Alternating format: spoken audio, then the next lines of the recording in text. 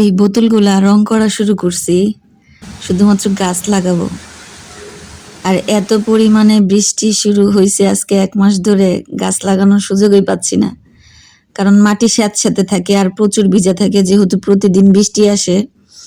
বৃষ্টি যদি 4-5 দিন না আসতো তাহলে দেখা যেত মাটিগুলো শুকনো থাকতো, তো আমি গাছগুলো লাগাই ফেলতাম। তো এই গাছগুলো কিনে আনছি শখ করে, বারান্দায় ফুল গাছ লাগিয়ে রাখবো, কারণ ফুল গাছ খুব ভালো লাগে। আগের ফুল গাছ ছিল আমার, তো এই যে অতিবৃষ্টির কারণে ফুল গাছ আর নাই, সবগুলো পচে গেছে।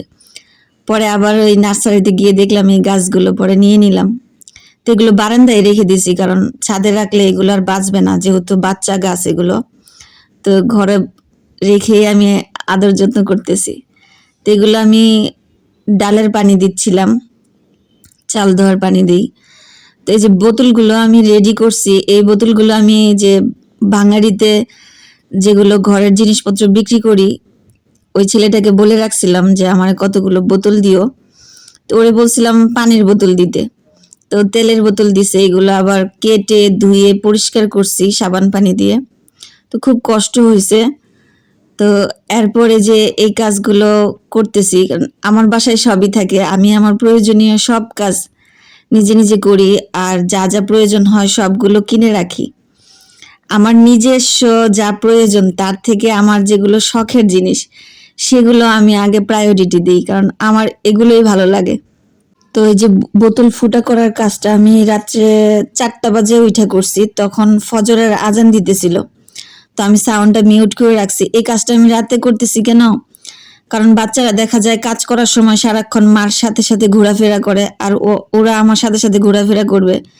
দেখা যাবে যে এটার গরম ওদের গায়ে লাগতে পারে, ওরা অনেক ডিস্টার্ব করবে, কাজে অনেক ডিস্টার্ব করে, প্রত্যেকটা কাজে ডিস্টার্ব করে। আর আমার সব কাজে আমার বাচ্চারা থাকে, যার জন্য চেষ্টা করি যে যেগুলো ডেঞ্জারাস কাজ, বাচ্চাদের প্রবলেম হতে পারে, ওই কাজগুলো ওদের আড়ালে করি। আর আমি বেশিরভাগই ফজরের সময় উঠি, তো উঠলে পরে আমার এই শখের কাজগুলো আমি করি। যে অনেক সময় আবার দেখা যায় যে ফেসবুকে ব্লগ খাইলে মনে হয় যে এখন আর কি কাজ করব, তো এই যে বাড়তি কাজ করি। তো এই কাজটা কমপ্লিট করার পর আমি রঙের কাজ শুরু করছি।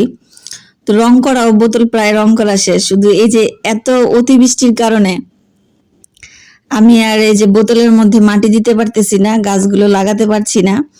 কারণ মাটি রেডি, বোতল রেডি, গাছ রেডি, কিন্তু লাগাতে পারতেছি না এই শুধুমাত্র বৃষ্টির কারণে। মাটিগুলো ভীষণ স্যাঁতসেঁতে, এগুলো ধরতে ভালো লাগবে না। তো সবসময় সব কাজ করার সুযোগ হয় না, তো যখন সুযোগ হয় তখন কাজ কমপ্লিট করে রাখাই ভালো।